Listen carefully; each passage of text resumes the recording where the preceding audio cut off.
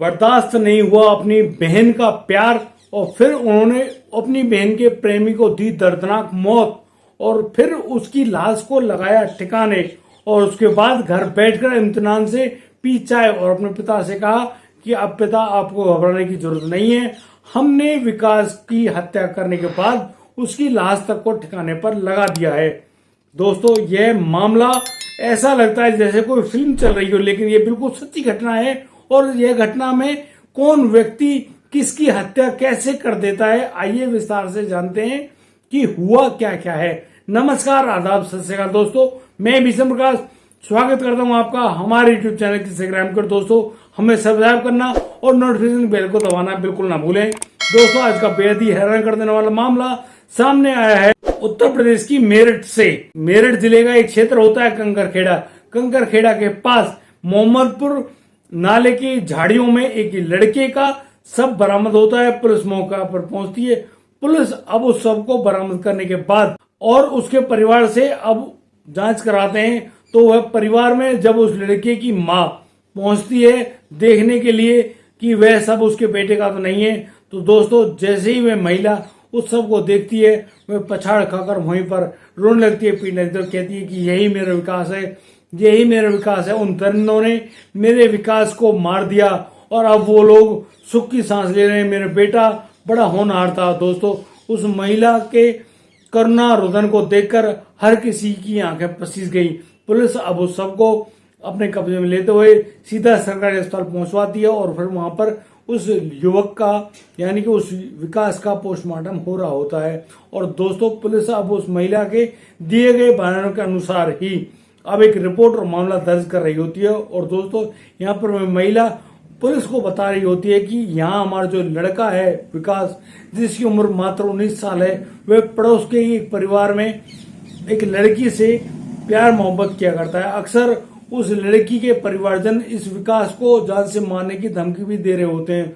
करीब 6 दिन पहले जब मैं तुम्हारे पास आई थी तब भी मैंने आपको यही सूचना दी थी, यानी कि विकास जिस लड़की से प्यार करता है उसके 2 भाइयों ने और उनके पिता ने हमको जान से मारने की धमकी तक दिया और कहा है या तो हम घर छोड़ के वहां से चले जाएं वरना वो हमें जान। वह महिला बताती है कि देखो, आज इन लोगों ने एलानिया कत्ल किया है, मेरे बेटे विकास की हत्या कर दी है और उसके सबको इतना बुरा ठिकाने भी लगाया है। आखिर इस घटना को अंजाम देकर ये लोग क्या साबित करना चाहते हैं। देखो दोस्तों, पुलिस अब पूरे मामले को दर्ज कर लेती है और दोस्तों उस महिला की दी गई निशानदेही के अनुसार अब पुलिस गिरफ्तार करने चल देती है सत्यम सुधांशु, जो कि दोनों सगे भाई हैं, और उनके पिता जोगिंदर सिंह को।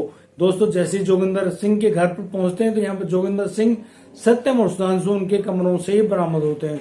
और दोस्तों, उनको सभी लोगों को गिरफ्तार करते हुए पुलिस अब जोगिंदर, सुधांशु और सत्यम को गिरफ्तार करते हुए पुलिस थाने ले आती है। और दोस्तों, यहाँ पर कबूलनामे की बात करते हैं तो यहाँ पर सत्यम सारी बातों को कबूल कर लेता है और वो कहता है कि उसने ही विकास की हत्या की है।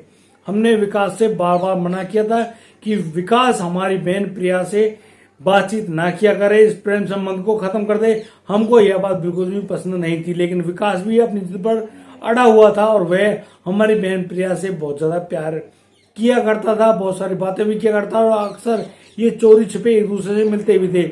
हमने अपनी बहन को बहुत समझाया, उसको मारा पीटा भी, लेकिन वह भी नहीं मानी और हमने विकास को भी खूब समझाया, तो यहाँ विकास भी इस बात को नहीं मानता है।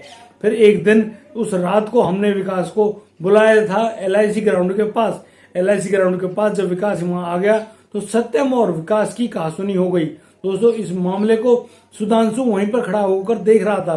दोस्तों, अब विकास वहां गाली देते हुए वहां से जैसे ही मुड़कर जा रहा होता है तो सत्यम एक भारी लोहे की रॉड को विकास के सर में दे मारता है और जैसे ही वह रॉड विकास के सर से टकराती है, विकास वहीं पर घस खाकर गिर जाता है। और दोस्तों, यहाँ पर सत्यम और सुधांशु अब नहीं रुकते हैं और वो लगातार उस रॉड को उसके सर में देते हुए रहते हैं। दोस्तों, लगातार रॉड लगने के कारण विकास की वही मौके पर ही मौत हो जाती है। दोस्तों, फिर वो दोनों भाई उस सबको अपनी मोटरसाइकिल पर रखकर सीधा वो ले जाते हैं मोहम्मदपुर थाने के पास और बनी हुई झाड़ियों के अंदर फेंक देते हैं और फिर सीधा जाकर वो अपने घर पहुंचते हैं और अपने पिता जोगिंदर सिंह को बताते हैं कि हमने अपनी राह का कांटा निकाल दिया है, अब हमें कोई परेशानी नहीं होगी और हम प्रिया को भी देख लेंगे कि अब वह किससे बात करती, किससे मोहब्बत करती है। आखिर अब उस विकास की हमने हत्या कर दी।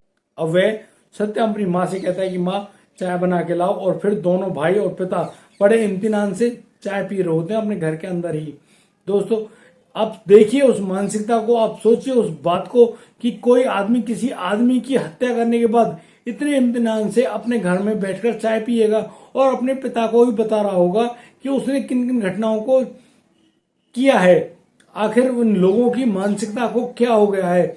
यदि आपको कुछ ऐसा करना ही था तो अपनी बहन को समझाते, और शायद उन्होंने समझाने का प्रयास भी किया होगा।